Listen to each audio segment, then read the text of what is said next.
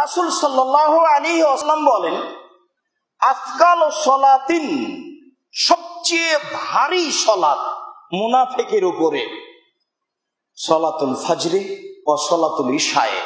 ফজরের সলাত আর এশার সলাত, এই দুইটি সলাত হচ্ছে মুনাফিকের উপরে সবচেয়ে ভারী সলাত। রাসূল সাল্লাল্লাহু আলাইহি সাল্লাম বলেন, মান আদরাকা আর বাইনা সলাতান ফাইদরিকুত তাকবীরাতাল উলা, কেউ যদি 40 দিন সলাত আদায় করে তাতে তাকবীরে তাহারিমা পায়। কেউ যদি 40 দিন সলাত আদায় করে তাতে সলাত যখন শুরু হয় তখনই উপস্থিত থাকে। ধারাবাহিক 40 দিন যদি প্রথম তাকবীরে উপস্থিত থাকতে পারে তাহলে কুতিবালাহু বারাতানে, তার জন্য 2টি মুক্ত ঘোষণা করা হবে। একটি মুক্ত তালিকা হচ্ছে যে মুনাফিকের নাম থেকে তার নাম কেটে দেওয়া হবে, তার নাম মুনাফিকের তালিকায় থাকবে না।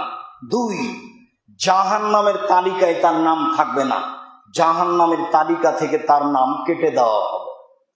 সম্মানিত দিনী ভাই বোন, বলছিলাম মুনাফিকের সালাত, আসরের সালাত দেরি করে আদায় করা মুনাফিকের সালাত। এশার সালাত এবং ফজরের সালাতে উপস্থিত না হওয়া হচ্ছে মুনাফিকি চিহ্ন। মানুষ যদি তাকবীরে তাহারিমা পায় 40 দিন তাহলে তাকে মুনাফিকের তালিকা থেকে কেটে দেওয়া হবে, যা রাসূল সাল্লাল্লাহু আলাইহি ওয়াসাল্লাম বলেন।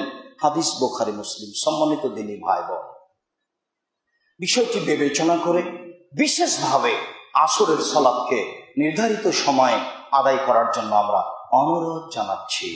আল্লাহ তুমি আমাদের কবুল করো। আল্লাহুম্মা আমিন।